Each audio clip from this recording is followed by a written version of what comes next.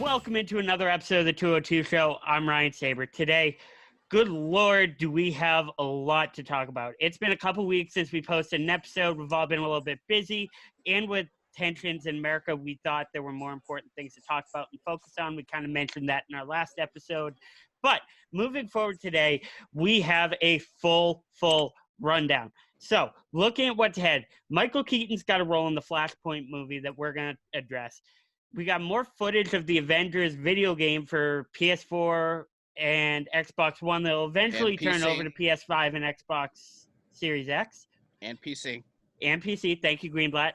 Baseball's back. Hockey's back. Cam Newton signed with the Patriots. Patrick Mahomes got the biggest contract in the history of sports. We got a new trailer for an animated superhero movie. And God forbid we have time left, we'll talk about ranking some superhero TV shows. But I doubt we will, so I'll probably end up cutting that out. So, before we get into it, as always, let me open up by welcoming my lovely cast of characters this evening. Mr. Matt Berenson. Hello. Also introducing Mr. Matt Berenson's haircut. Or lack Mr. thereof. Andrew Greenblatt. Hello. Whose face will go missing on the virtual background at least 4 times tonight. Mr. Jared Derulo, who looks like he's filming from the Batcave. Mm-hmm. You caught me. It's like a hostage And video. babyface Sean Corcoran. What's up, everyone? All right. So, guys, as usual, we are the 202 Show, the podcast talk show where we talk sports, movies, comic books, TV, and really anything nerdy we want to talk about. But let's get right into it tonight. So, as I already led with, Michael Keaton, who played Bruce Wayne, Batman, in the cult classic Batman '89 movie, the first ever Batman movie directed by Tim Burton, unless you count the Batman '66 movie, which I really don't. You absolutely should. I entirely do. I do as well. Okay, Yeah. maybe I'm wrong. I don't count it in the sense of a feat. Okay, well, maybe I do. All right, That you're movie right. was that movie was a classic. Don't forget That about movie was a classic, but by never modern leave the standards, cave it without the doesn't hold shark up. repellent. You never leave the cave without shark repellent. Okay. You never do. Okay. And you walk down a boardwalk carrying a giant bomb. The second feature-length Batman movie, of course, starring Michael Keaton, Jack Nicholson, and why am I blanking on who played Vicky Vale? Kim Basinger. Kim Basinger, Right. yeah. Kim Basinger. Right. And so the rumor is that Michael Keaton's going to come back and play an older version of Bruce Wayne in the Flashpoint movie. Nah, he's Now- gonna play a young version. What's that? He's got. Never, I was gonna say he's playing himself. He's playing a young version. Yeah, okay. So Michael Keaton's going to play Batman in what we all kind of expect to be a weird movie. Now, in our last episode, we talked about Flashpoint, the story, because we were talking about ranking the DC animated movies, and of course, to me, Flashpoint is the best one. But of course, if you don't know, the Flashpoint story arc essentially has to do with Barry Allen, the Flash, going back in time, saving his mother from being murdered by the Reverse Flash, and just completely destroying the timeline. It literally causes the end of the world because there's a war between the Amazons and the Atlanteans. People are sleeping with people's wives. I don't know. It's weird. But great story, and it essentially causes the end of the world. So Barry realizes that he has to live with the way life turns out. You can't play God. You can't go back in time and change things for the way you want them to be. And of course, in the story, Barry goes back in time and meets, or not goes back in time, goes to the alternate timeline where he meets the other Batman, being Thomas Wayne Batman. And there's also a rumor that Jeffrey Dean Morgan is going to reprise his role as Thomas Wayne in the movie itself. So I do want to ask your guys' opinion on how you expect to see this play out, even though I think we all kind of have a general consensus idea how this is going to work. But just in how do you see Michael Keaton fitting into this movie? Jared, you are the guest of honor today, so I'll let you go first. So it's been a hot minute since I've seen Michael Keaton as Batman. I honestly can't really imagine him in this role. I think it's, for me, it's going to be a little weird, but I don't know. I'm not sure he'll fit in too well. See, in my eyes, I kind of see this as setting up Michael Keaton for something else. Yeah, And I think I'll me and you lead are in- thinking. I think I'll we're lead thinking the into same that in a exact thing. second. But the other big thing I want to talk about, Matt, I see you kind of raising your hand. How do you kind of see this playing out?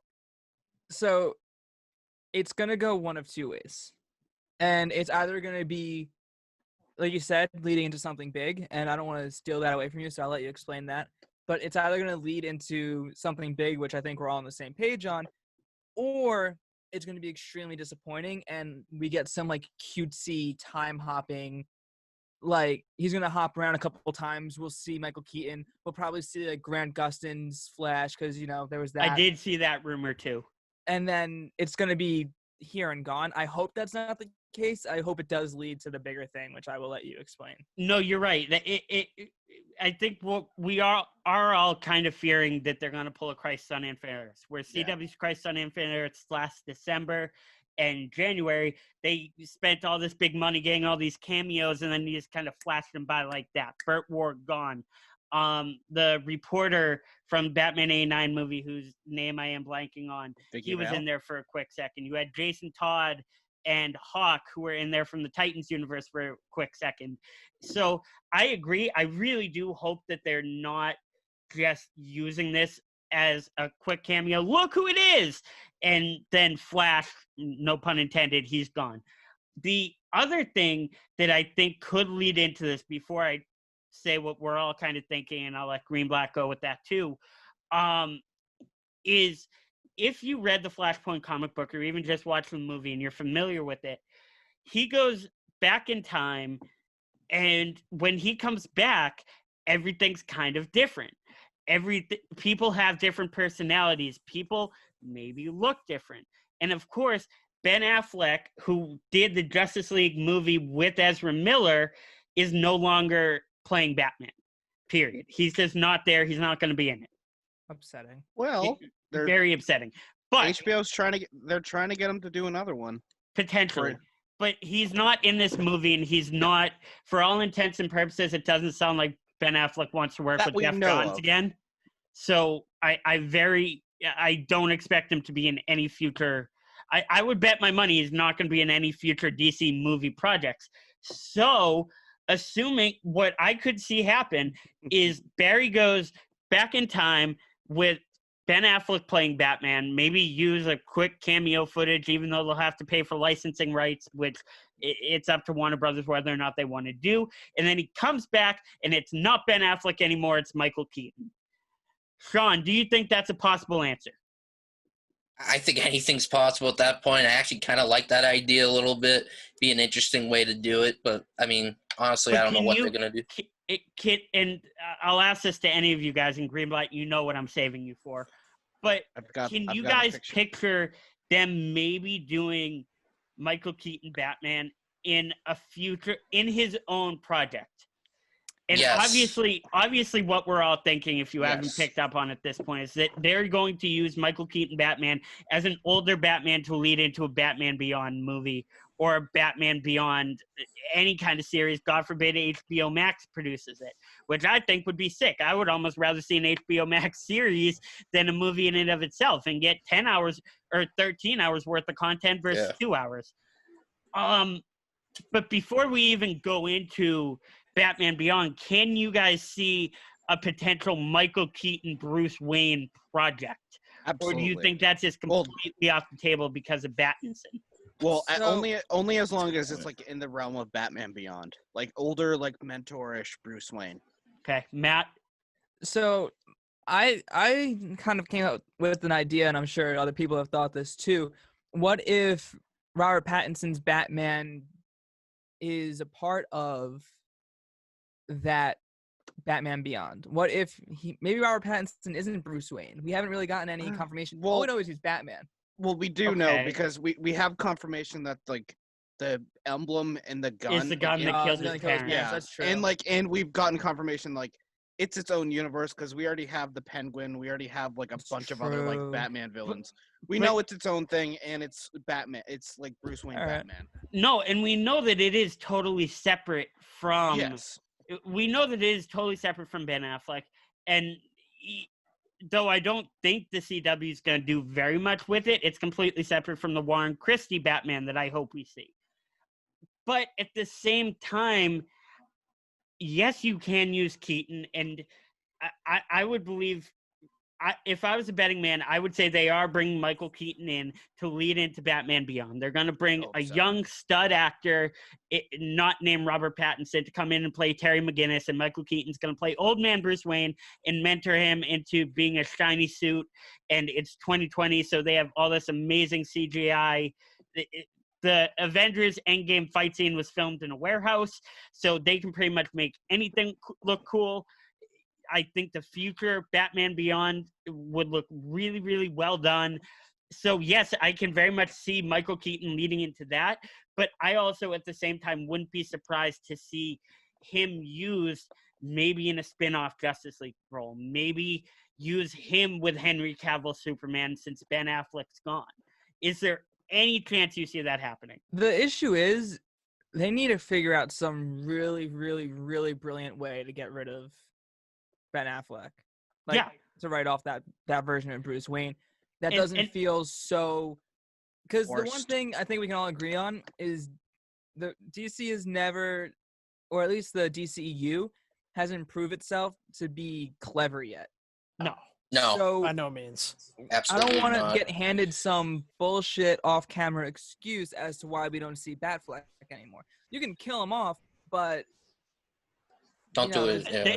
See, I don't think they kill him off. And honest to God, I think the easiest possible way that they can replace him is by doing this.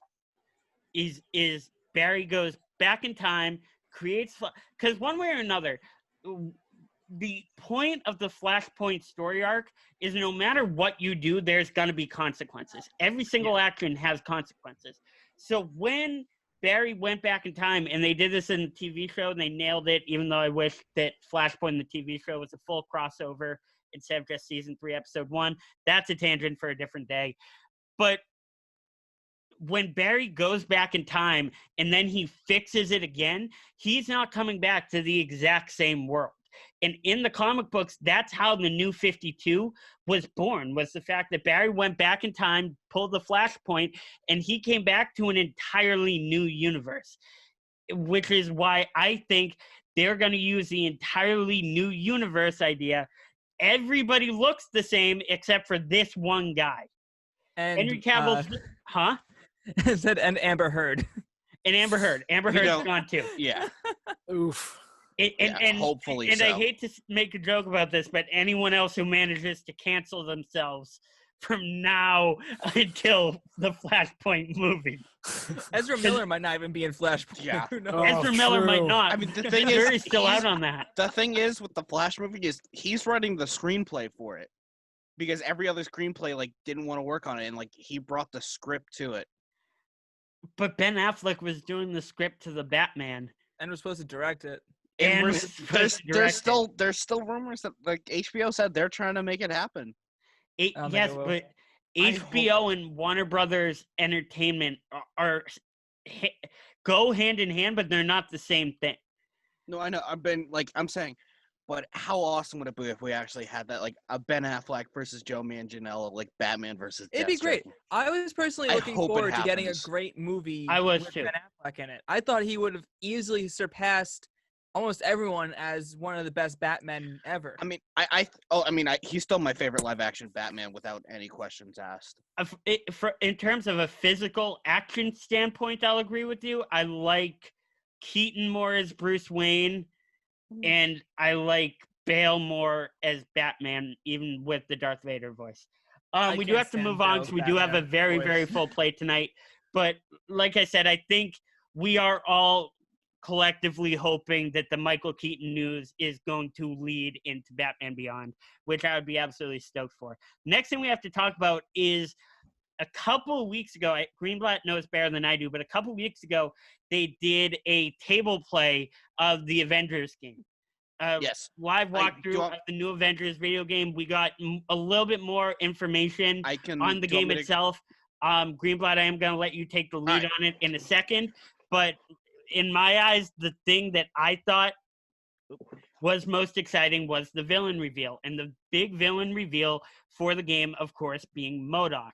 Now, Greenblatt, I am going to let you lead this for a second, but afterwards, I want to talk about MODOK as a villain because I could see this game bringing MODOK to the front lines of Avengers villainry or superhero villainry, if that makes sense. Oh. But Greenblatt, let's talk about the game a little bit real quick. So, the Avengers game is essentially it's divided up into two main parts: a co-op multiplayer, and a single player campaign.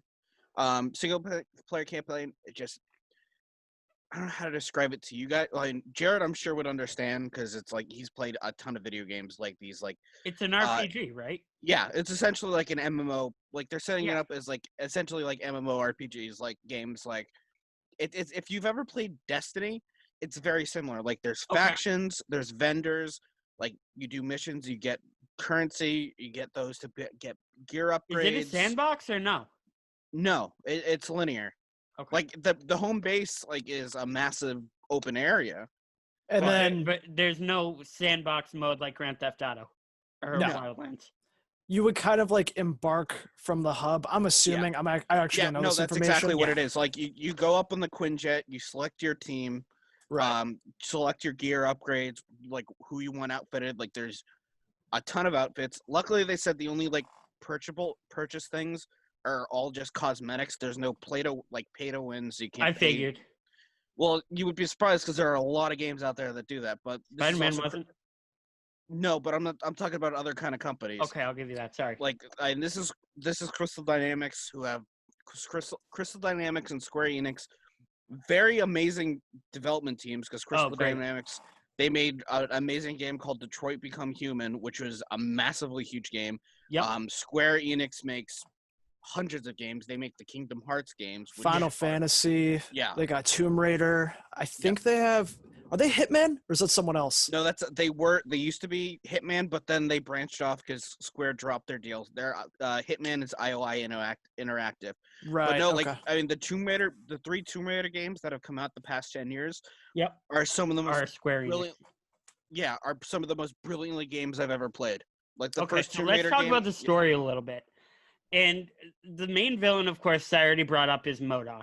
George Charlton, MODOK stands for Mechanical Organism Designed Only for Killing.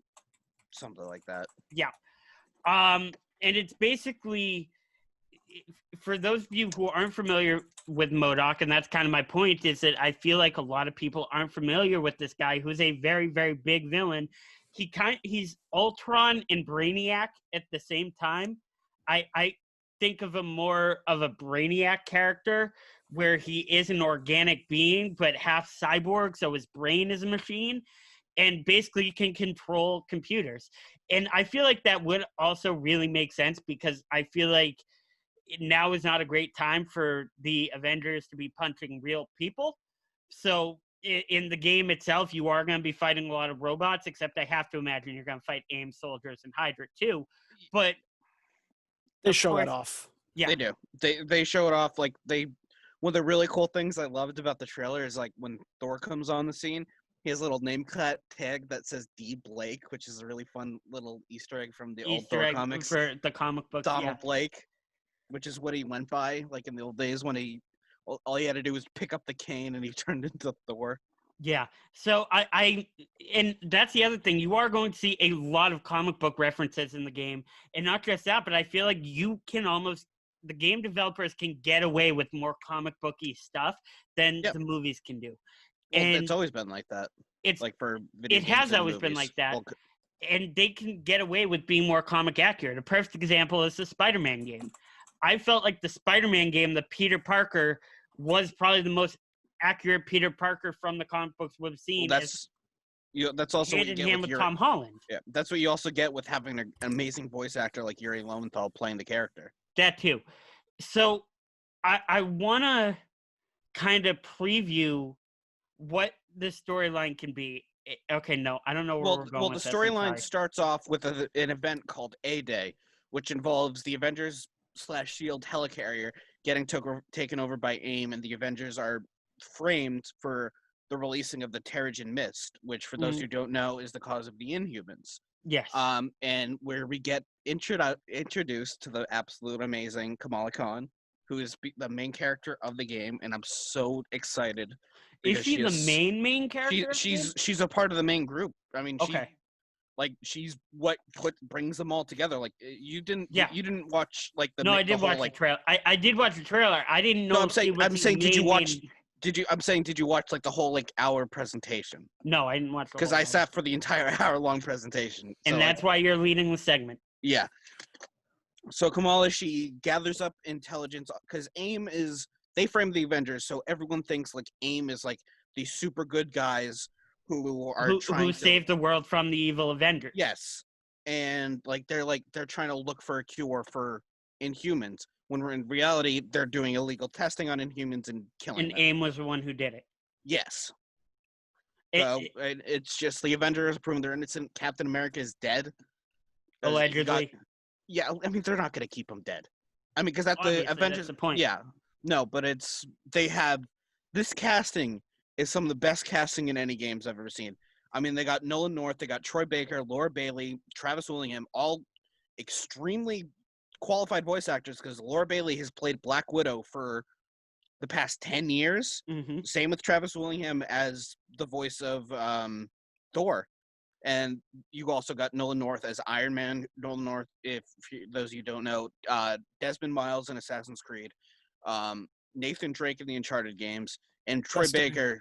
Yeah, Troy Baker, Joel from Last of Us, Booker DeWitt from what's it called? BioShock Infinite. The extremely qualified voice actors, and how they're going to portray the characters is going to be amazing. So this, assuming they do knock it out of the park with the storyline, we already did see that we are getting a Miss Marvel TV show on Disney Plus. Yep. And of course, the MCU is where I feel like most people learn their comic book history and learn about superheroes. Do you think if this game sells like wildfire, like we all expect it to, we could see MODOK in the MCU? I think it's a very real possibility. It is. It's just, it's going to be, MODOK's one of those characters that's way more cartoony. I mean, they do an amazing job portraying him in the Avengers cartoon. Like, they do an amazing, I think it's going to be weird. Like, most of the villains they've had are great for, like, doing, like, live action stuff. Remotely grounded. Yeah, but, like, MODOK is a very cartoony character, like, and it is going to be hard to CGI for him. Don't disagree. Matt? He would be very hard to bring to the screen, just because I think one thing that the MCU does constantly, but does it very well, is give a lot of reasoning behind people, especially like superpowers. Everything seems to be a lot more science-based than anything else, besides a few of our characters like Doctor Strange or Scarlet Witch. And we got Scarlet Witch's explanation. She got hers from from Loki's staff. Yeah, exactly. So, like, even with that, though, they did experiments on her, and that's why they got these powers. It would be very hard to be like, here's this giant floating head with stubby arms. And that's the thing. I would be very surprised to see them do a giant floating head with stubby arms. But what I would, and if you watch in the trailer, they have MODOK, who's just George Carlton, who's standing in a suit and has like the leader brain and has the big alien brain. Sure. That's more what I could see them doing, is having MODOK and not maybe introducing him at first as a George Carlton. Because if you think about the character, remember, he was taken as a test subject from AIM and turned into MODOK. So he was experimented on as a human being, and that's how he became MODOK. It wasn't just he was born a giant floaty guy with stubby arms. And that's what I'm saying. I think you have a much bigger chance of seeing the George Carlton character as MODOK, and then maybe down the line, after X amount of films or X amount of years, make him a floaty guy with stubby arms in a chair. I think if you can pull off Mysterio as well as they did, I think they could pull this off. Like, kind of going off what Matt said, like a lot of a lot of MCU stuff is like grounded in reality. Like it's plausible and like we can maybe see it like down in the future. Like, you know, you got Peter's spider webs. Like it's a gadget rather than an organic thing. Kind of like it the is. McGuire one, yeah. Exactly. And it's almost like a little bit more believable in that sense. That's honestly one of the reasons why I loved Amazing Spider-Man 1 so much, was because they went really in depth with the creation of the gadget. Mm-hmm. But I actually, of all, not for nothing, of all the MCU characters I've seen, I feel like if they are, as Matt already pointed out, the fact that they like to ground themselves in the science behind it and the technology behind it, using a human organism, using a human/robot organism who can mind control technology and mind control robots, that seems like an easier thing to do for them than a big mad titan whose head is a big purple testicle who is playing with all these snappy rocks. I know, but the thing my is, biggest like, concern, my biggest Matt. concern is just making him. I don't think the MCU would just. I don't think they'd properly use him. I think we would get like an Ultron situation where They you know, dumb him down for one movie. There should be a lot of buildup, but then they speed through it, and he doesn't come off as terrifying or as serious of a character Because as they he beat really them in is. an hour and a half. Exactly, because you know he's gonna end up just being this guy floating, be like, "Ha, I got you." Like it's gonna be comical. It's not gonna be as well done as it should be. You know? Okay. I mean, there's also the thing with AIM was destroyed in Iron Man 3, was it not? Like the majority of AIM. I know the not Mandarin was destroyed.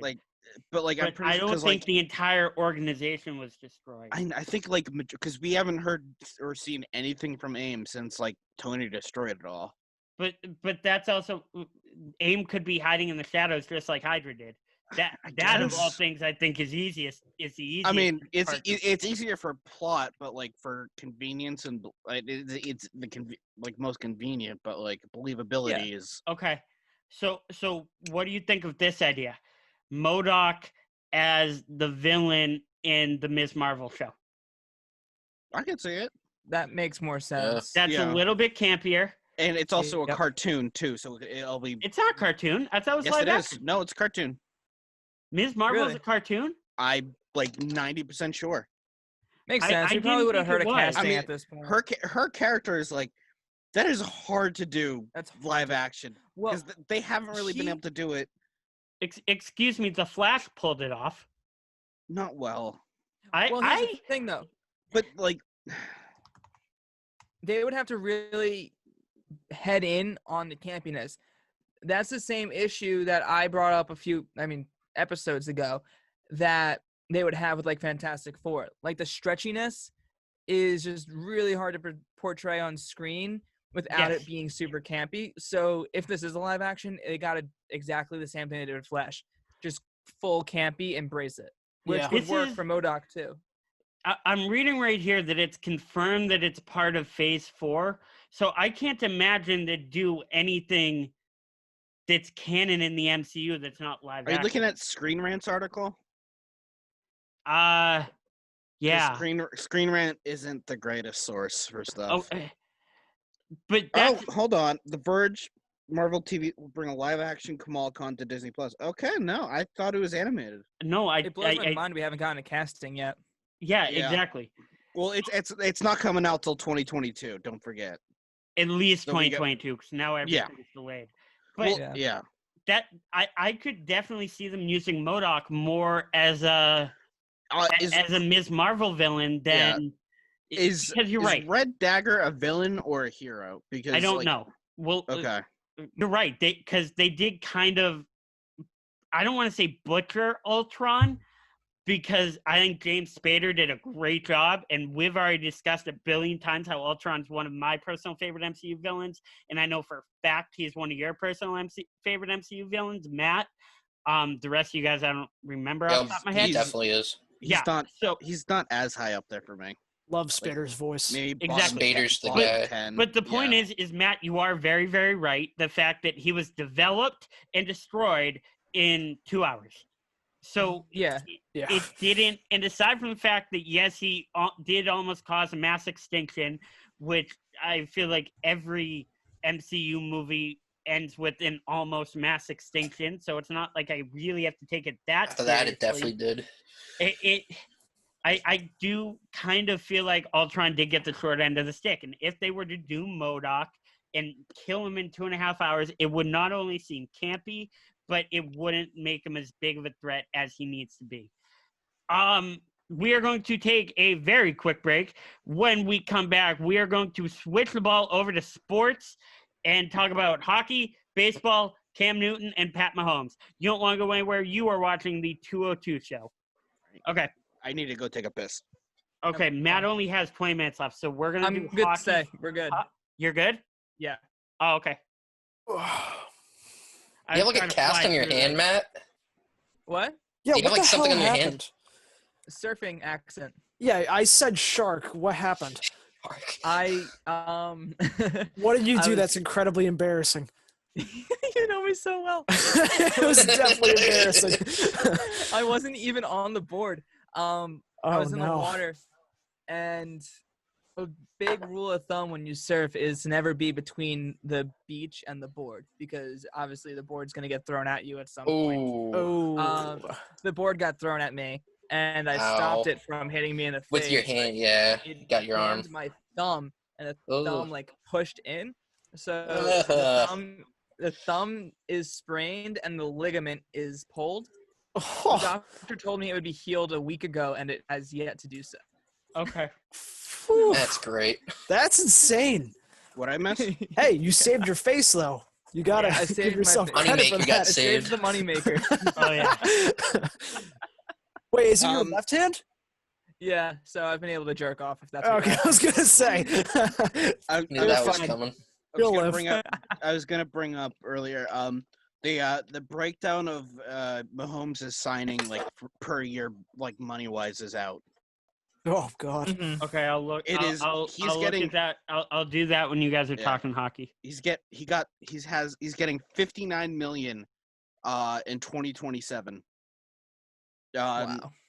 Yeah, it's for Mike Trout right now is like, what the fuck? yeah. I mean, And by the time he if- gets that $59 million, I doubt he'll be the highest paid player anymore. Someone else will No. break it. Okay. All I right. mean, but who could let's go with break it? this. We're gonna do hockey first, then we'll do baseball. It happens. Right. Yeah. Um, Hockey will take the quickest. I don't know about that. We have Matt Well, and Jared. Yeah, I mean, we could talk about hub cities, Corona dates, playoff format. I was how it's just gonna gonna. work. I was just gonna read the a snippet from the article. Yeah, go for it. Yeah, Yeah, I was just gonna first say. off- I was gonna mention just like the dates that we have. Yeah. Three All right, main 3, dates. 2, 1. All right, welcome back to the 202 show. I'm your host, Ryan Saber. We just found out today, the day we're filming this, that the NHL is going to resume play on August 1st. Reading a snippet from the article on NHL.com, the NHL and the NHL Players Association have agreed in principle on a memorandum of understanding for a 4-year extension of the NHL-NHLPA collective bargaining agreement through the 2025-2026 season and protocols for Phase 3 and 4 of the NHL Return to Play plan, with the intention of resuming games August 1st, the league and union announced Monday. The opening of training camp in local teams' markets, 3, 2, 1. The opening of training camps in the team's local markets, which is the start of Phase 3, is scheduled for July 13th. Teams will travel July 26th to one of 2 hub cities where they'll play Phase 4 in resumption of play. Stanley Cup quarterfinals starting August 1st, and the hub cities have not been announced. So it's going to be a little bit different. It is going to be almost exactly like basketball, where everything is played in quote-unquote hub cities. Everybody's in one place. I have to imagine they're going to be doing standard testing every single day. And just like baseball, like we're going to talk about in a minute, Yep. and basketball and football eventually down the line, if you get coronavirus, you cannot play the sport. So I want to ask Matt and Jared how you kind of see the previewing 3, 2, 1. How you kind of see the season turning out? Do you expect the younger teams to do better? Do you expect the more experienced teams to do better on a shorter season? What do you guys see this looking like? Do you expect an all-out sprint to the finish line or a controlled strategic plan through the season, just like you would if you had a full schedule? Jared, why don't you start us off? So the way I look at it, NHL already has 23 confirmed cases of coronavirus as of today. I look at it, the younger teams, they get a shot now. Like the Rangers are in the playoffs for the first time in a long time. It's a 24-team format. My money's still on the experienced guys, though. They've got this rest, and they've been training. I would assume most guys have been training. You have to imagine. You would have to imagine, especially for something as big as the Stanley Cup, which is a grind, coming off from this 3-4 month break is going to be beyond helpful for the older teams. But the young guys get a shot too, so we'll see how they match up. And that's the thing. I don't think enough people take into consideration that hockey players realistically are the best trained athletes and have to be in the best shape. And if anything is impossible, it's getting off the couch and going skating and going full speed at an NHL hockey game. It's just not going to work for some guys. If you've been on the couch and try it, people are going to be exhausted after 45 minutes and get killed. Matt. Yeah.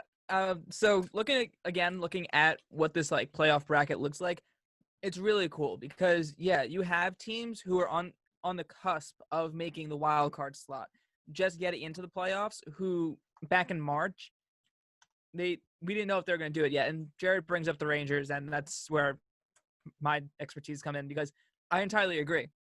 We don't know if the Rangers would have gotten into the playoffs this year. They were 3 points out, but in a very competitive division where 3 points out didn't necessarily mean you were getting in because everyone else was winning the same time you were. It was pretty intense. So I think, if anything, I'm going to disagree with him here.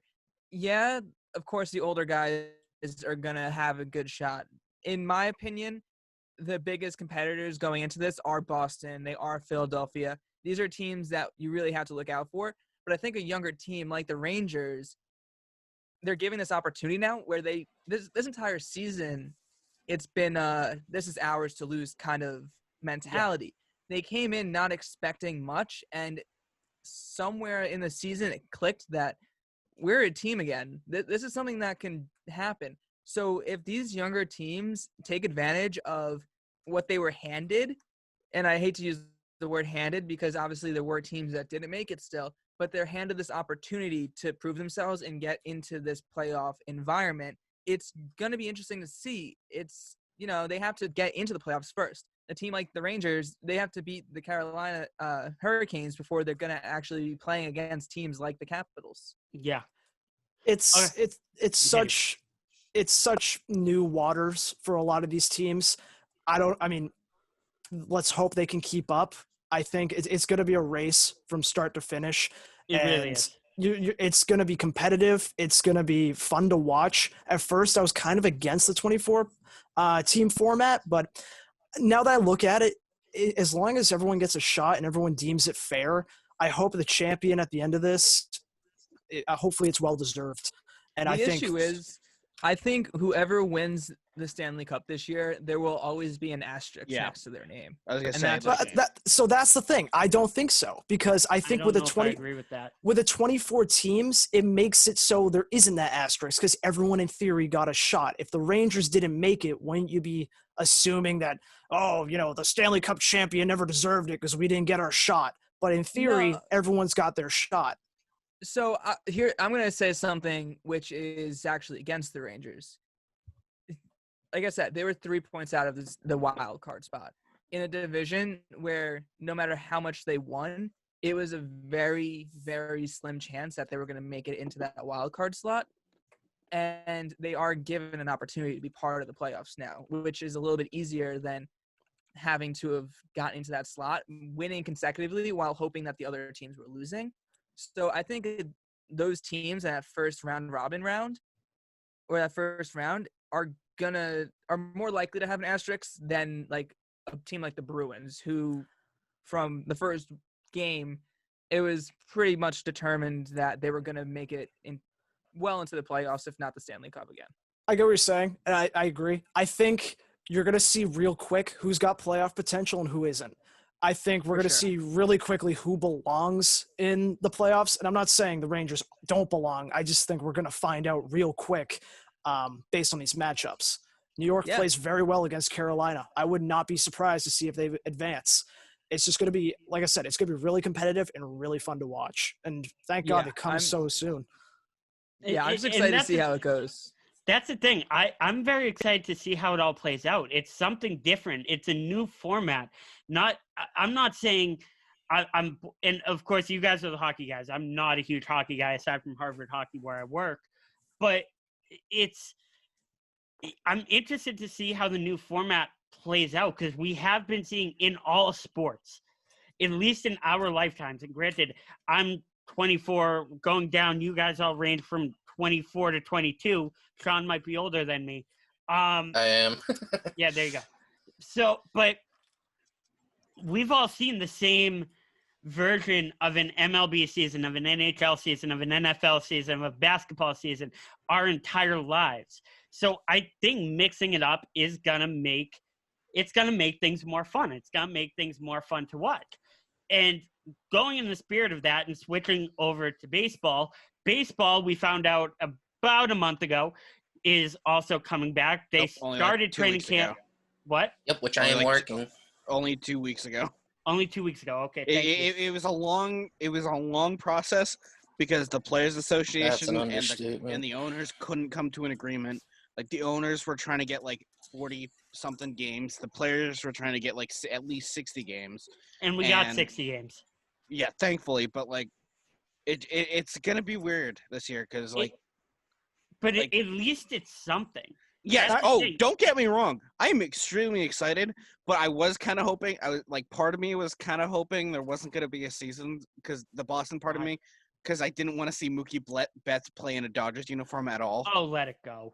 Can I talk about how heated I am about of the MLB and how they handled this? Oh, they handled it horribly. This is the biggest. Butchered it. This is the biggest botch of a league that I have ever seen. Yeah. It is like an embarrassment to the game when you have all these guys holding out for more money and the owners refuse to budge. I feel like I'd like to think that most of us were on the sides of the owners in this scenario because the players were just not giving them.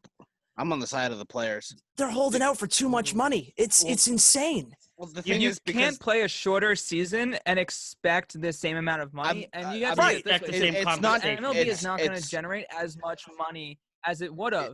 It's not just the money thing I'm talking about. I'm talking about the pack. Like they took away a lot. The owners. One of the proposed agreement. Like I can't talk for crap. I know what you're saying. The proposed agreements were not great either. And no, it was extremely lopsided. Like they were taking away a lot of the players' rights that they had. I just blame both sides. It was not. Yeah, no, it was both sides are. Nobody was right in the situation. Yeah, no one's guilt free, but I'm still more with the owners. I'm just happy baseball. Millionaires arguing with billionaires. That's it. Really is exactly. But then, all of us on the outside, it's like, of course we're getting annoyed. You're arguing about I'm gonna make $5 million this year instead of $8 million. I'm bullshit about that.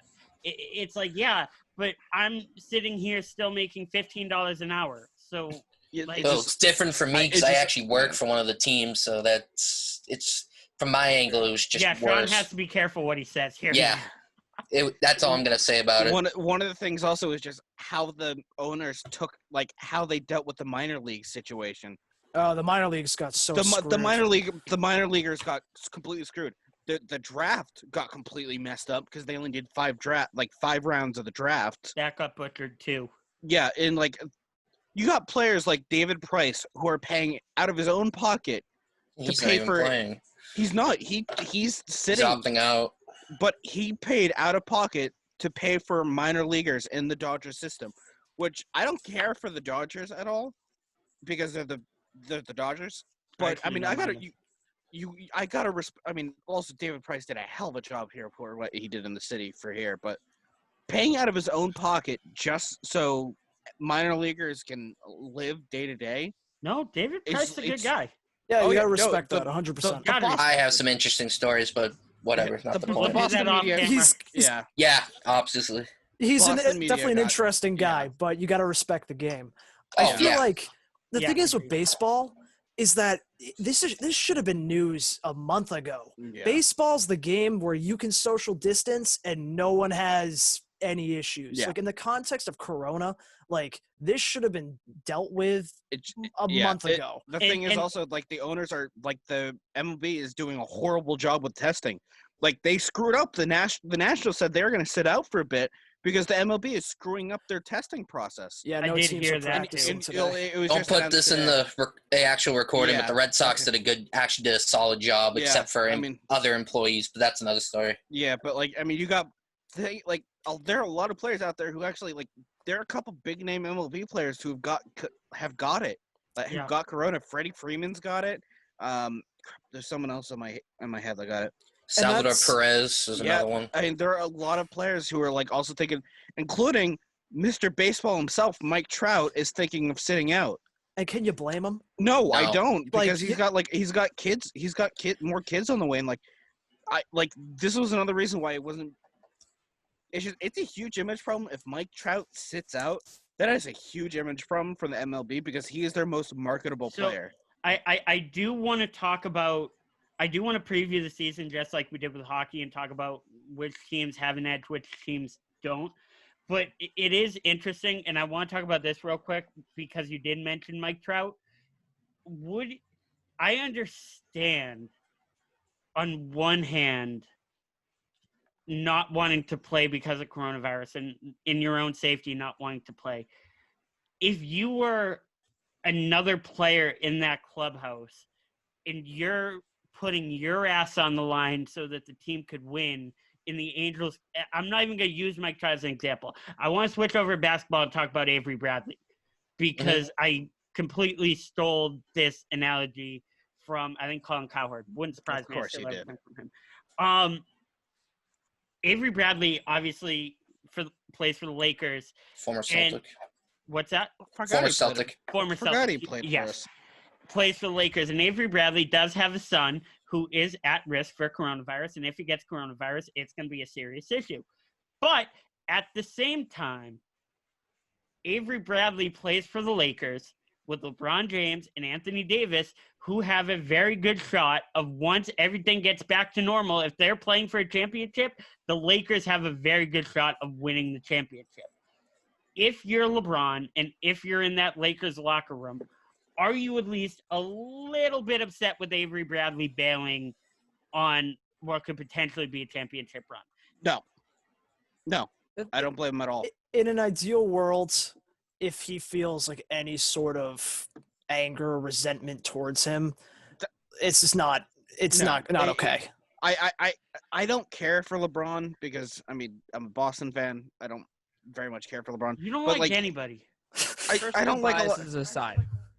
Yeah, but like LeBron is a good person at heart. He Yeah, I don't does a think he lot LeBron of is a great person at heart. yeah. And- I don't care for him as I love him as a person. I just don't care for him as a player just because of rivalries. I think he's a stand-up. He's an awesome guy. The amount of stuff he's doing like for his hometown, but I can't see like a person like LeBron James getting pissed at a player for trying to look out for his family. It's one of. No, Sorry, go Rob. ahead. It's one of those things. Like as much as we'd all love to see sports being back, Yeah. like There this are is more bigger than important the game. things than sports. Exactly. Yeah, it's way bigger. Yeah, No, this isn't over I yet. did just want to post a question because I don't think LeBron would ever outwardly say Avery Bradley is a dick for wanting to be with his family and keep his family No. safe instead of playing a game of basketball. I shouldn't have worded it like that because the Lakers do have a chance at title, and Yeah. obviously Have the you title have is you seen title. the arenas It's like of which hang on, Greeny. It's like Yeah. calling the World Series trophy a piece of metal. I don't want to undermine Devalue the it. fact that if the Lakers win a championship, how special that would be for the Lakers. And I'm just saying, I would imagine there's a tiny piece of anybody in that locker room who I think would be more upset with the situation than Avery Bradley himself. Yeah, I mean, in the wake Yeah. of Kobe's loss, who wouldn't want to see the Lakers win the title. To LA. Yeah. Greenblatt, because Greenblatt's a Boston fan and doesn't like anything that's not Boston. But even I'd be like, Oh no, it would be It's like an- the perfect. It would be it would be a storybook ending. Like if the It would Lakers be. could win a title to honor Kobe the year he died, Oh, I'd no, be- that I would would be- live with that it. would I be still hate the I- Lakers, but I I do could too, live but with like, it. we'd all that be would be okay with it. We'd yeah. all be on the streets cheering. Yeah. I wouldn't go that far, but yeah, I guess. So back I'm- to baseball. I was gonna bring up like in that same like time like thing of players sitting out. You've got a lot of MLB players coming out saying they're sitting out. One of the biggest examples of where it was just universally supported was on the Rockies. Ian Desmond.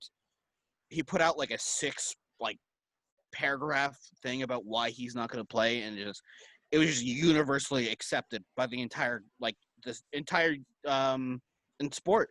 Like even his team, like the official team's Twitter account, the official MLB made a statement saying like, yeah, we support this. Is like 100% fine. Like if you have to that's the sit thing. out. In any professional sports league, it really is the player's choice whether or not they want to play. Even when you're under contract, there's obviously ways to void the contract. And of course, it goes without saying that if guys like Ian Desmond and Mike Trout aren't going to play, then you can't pay them. Because realistically, if you're not going to do your job, you're not going to get the $50 million that comes with doing your job. And yes, I think there are ways that they can pay them in a way without paying them their full salary and give them a little bit of money to survive. And of course, baseball, a little bit of money, God knows what that is. But to each his own. So I do want to ask your guys' opinion, and I know Greenblatt and Sean and Jared, I don't know what you're up to on baseball, but I know you guys are kind of our resident baseball experts. Obviously, the two teams everybody's expecting to do very well this year are the Yankees and the Dodgers. A, because of star power. B, because they have grown-ups pitching for them on both teams, both in the bullpen and on their starting rotation. What do you guys kind of expect to see? Do you expect to see the younger guys because they have more gas in them and they can go full speed? Or do you expect to see the older vets stick out because they have less innings on them? I think like one team that's gonna be a huge thing. I hope they're gonna be huge. Is the Toronto Blue Jays. Okay. Because they've got a lot of young guys right now, like Bichette and Vladdy Jr. Biggio. Yeah, like they've got a ton of young talent on that team. Like I don't know if any of you guys watched the home run derby. I mean, which isn't really like applicable, but like Vladdy Jr. hit 91 home runs in the home run derby last year. 91. And that's not to go against saying that he can't hit, but at the same time, sorry, I don't know where I'm going with that. No, just the Blue Jays are definitely a team to watch. I think even the Reds have a good team. I'm pretty sure the Reds have a good team this year, which is unusual because the Reds are usually awful. My argument is simply that I think you're going to see teams with more established guys in their starting pitching rotation that you're going to have pitchers only have to go every 4 days because they only have to pitch 60 games. So you're only putting your ace out there for potentially, 15 games? 60 games? They do every 4 pitchers? Something somewhere around there. 4-man rotation, not a 5. Well, also this year they implemented the universal DH, I believe, too. Yes, it is. So like you're going to see like pitchers, especially in the National League, get rest, and much needed rest. Yeah, but this also opens up. I know a lot of people don't really like the universal DH, but I'm for it. I do. You're not for it? I think more people like the people who don't like the universal DH are the old school historians. People. Yeah, and people really want to see pitchers strike out every time they go up to bat. Unless you're Madison Bumgarner. Completely botch their at bat.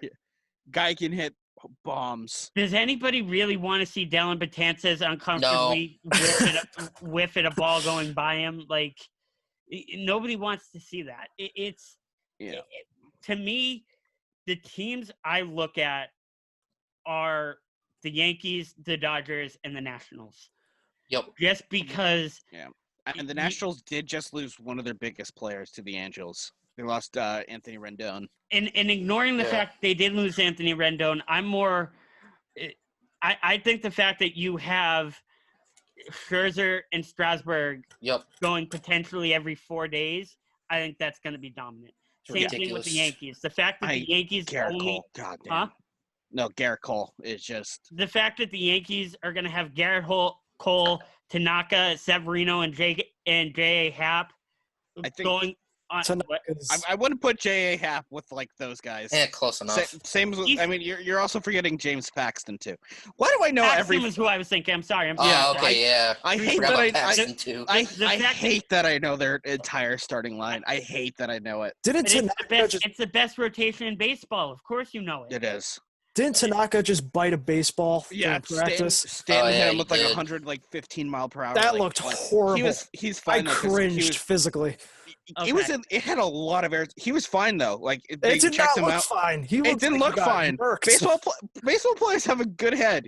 Like he was seen like the next day, like walking around, like smiling and all that. Can I just say?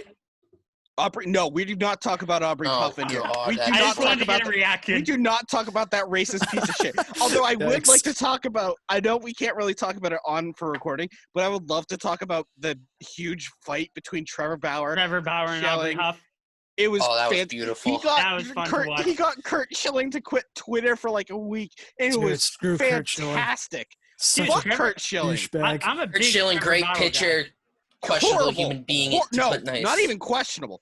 Horrible human being. Yeah. It really is. Homophobic, racist, and transphobic piece of human garbage. I heard he had like Nazi memorabilia. That was a rumor. That would not surprise me. Oh, it absolutely wouldn't. Not to mention, he robbed the state of Rhode Island like $78 million. Oh, I forgot about that video game company. That's a big thing. And also speaking of that game, one of the companies that made that game, that like got the rights to THQ, they're actually re-releasing that game.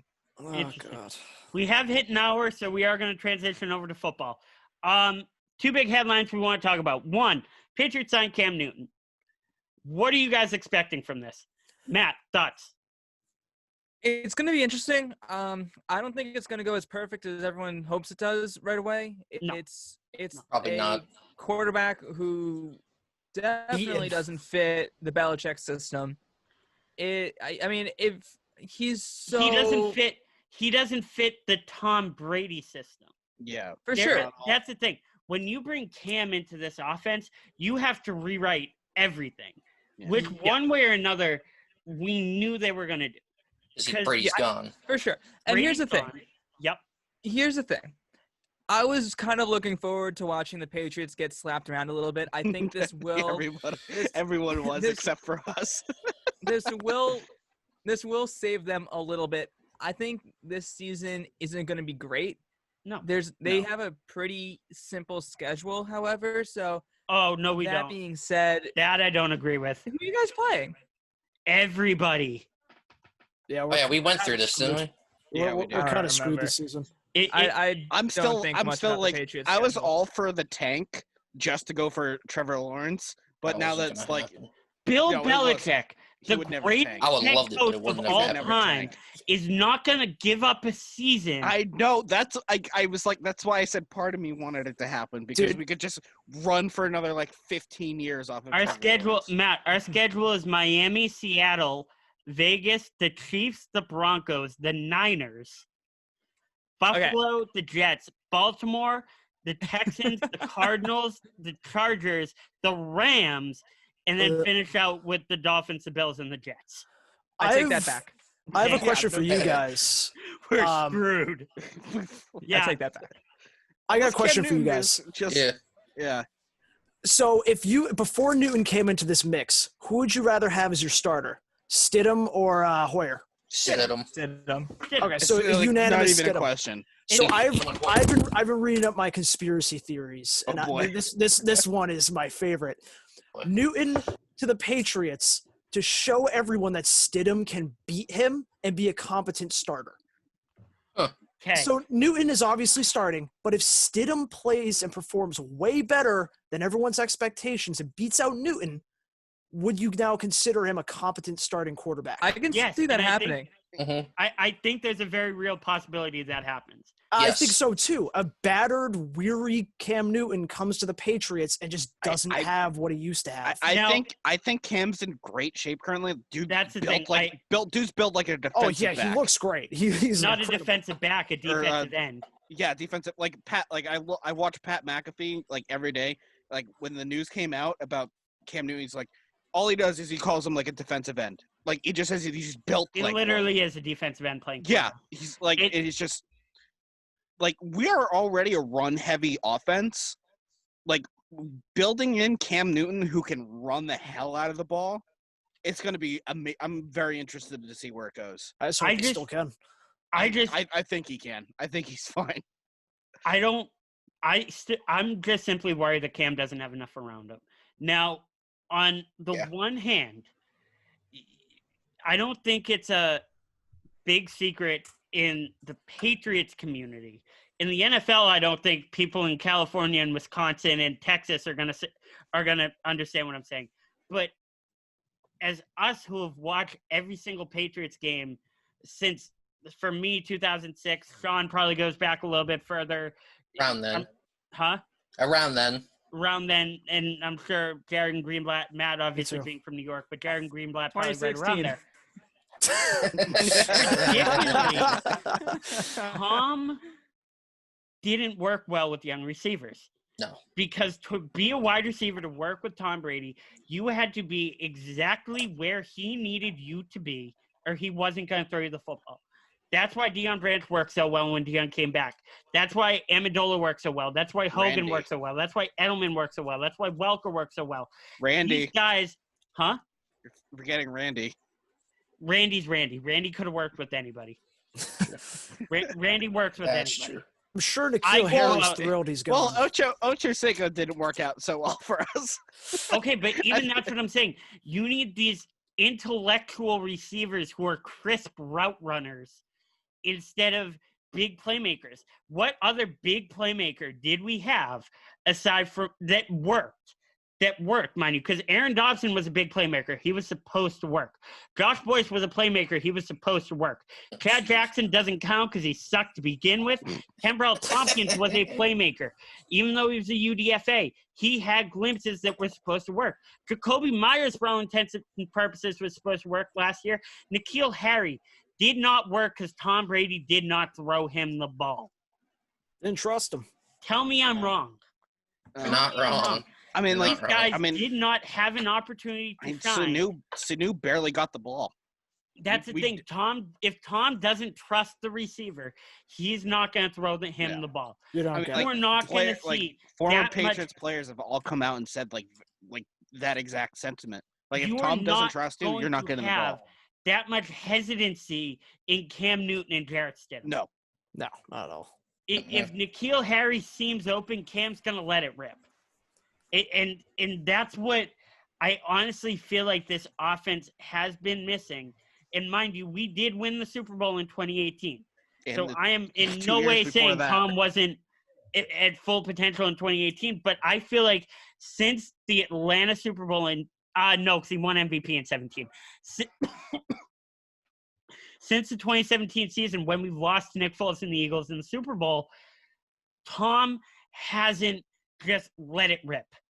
No. Tom's been abundantly cautious. He throws it away if it's not there. If he doesn't see the first read, he's going to get rid of it. Whereas in the older days, if Tom had a slight window, he would let it rip.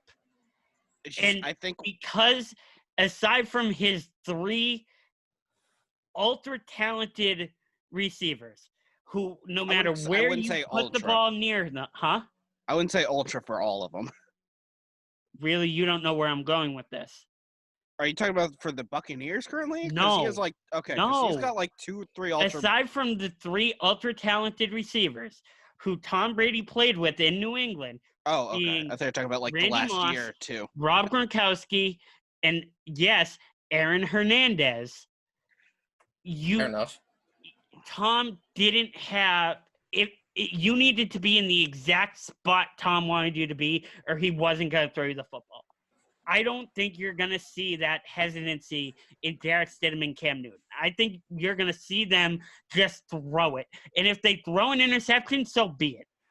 You can't get worse than just going 3 and out on 5-yard dink and dunks. I love Tom. Tom Brady will always be my favorite football player ever, and nobody in history is ever even going to come close. But it was pretty boring last year. Mhm. We knew they were going to do a 10-yard out, and if Harry's not open on that 10-yard out, he's going to throw it away. I mean, If Edelman's not defense was- open on the quick slant, he's going to throw it away. the defense was the most exciting part of the team last year. The defense really was, and then we Yeah. found out halfway through the year, oh, the defense isn't actually that good. We're just playing the worst teams in football. Yeah. If nothing else, I am more excited to watch Patriots football this year with Cam Newton. Oh, I'm Yep, 100% more 100%. excited. Oh yeah. Having It's- said that, even it's with Jarrett new. Stidham, even with Jarrett Stidham, I was partially more excited to see it just to see how he plays out. That's true too. But Cam Newton on TV, I do expect to be much more exciting than Jarrett Stidham. That's just an obvious fact. If you asked 100 people, 101 are going to agree with me. Oh my god. A video came out of his arrival in Foxborough. Oh, it's so great. It's so great. Yeah. And It looks like a zebra. He does. It's so great. Oh my we are. God. I'm It was so. like I'm a so Marty from excited. Madagascar when he was coming. Alright. Before we get on to Mahomes, I do want to ask you guys, let's just go down the row. Matt, Jared, Sean, Greenblatt. Matt, Patriots record this year. Honestly, I'd say like maybe 10 wins. That's generous. That is, It- That is- that is- I think that's that is- I think I'm that's going like I'm I thinking wanna- like I want- 7 I- and 9. I want to give them a winning record because it's the Patriots, and I have faith in something coming out, but it's not going to be pretty. No, Okay, Jared? especially with that schedule. I think Greenblatt said mine 7 and 9. Yeah. I Sean. think, yeah. 8 It's- and 8.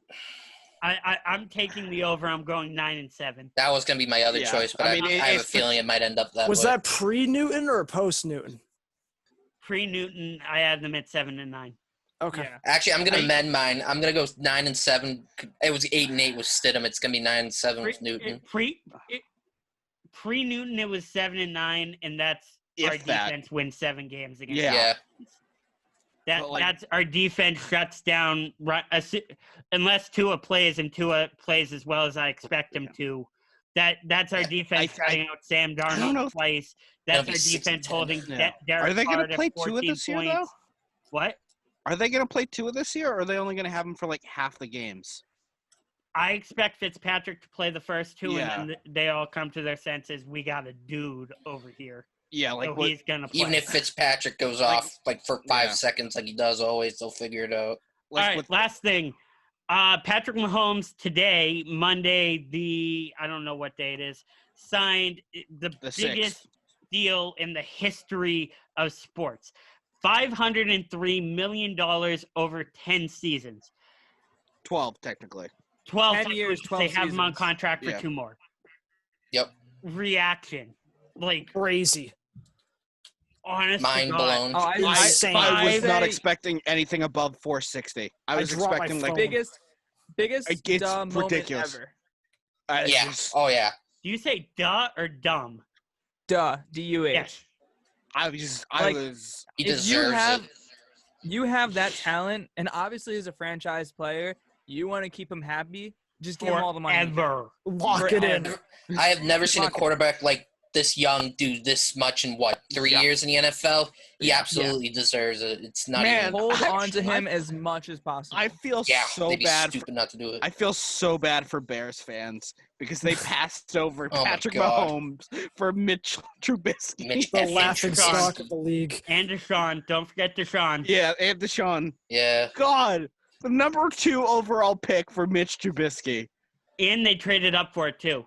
They did. That made it even worse. I God, didn't think they My could do only it. thought, my only thought on this contract is, yes, I 100% agree. When you have the most talented player in football, and that's not even a debated question No. right now, Patrick Mahomes is the guy. considering Tom is the greatest player ever, but Tom is on his He's on his way out, sort of. These on are the his home last stretch. 2 seasons. He's on the home stretch. Drew Brees, the Saints might not even play around him this year, so that's a different I question. don't think he's Drew far Brees, off same like thing, Brady. losing a little bit of velocity on the ball. Patrick Mahomes, the most talented player in football. My only concern is that they gave it to him too early when they still had the window of paying him $500,000 and building a team around that.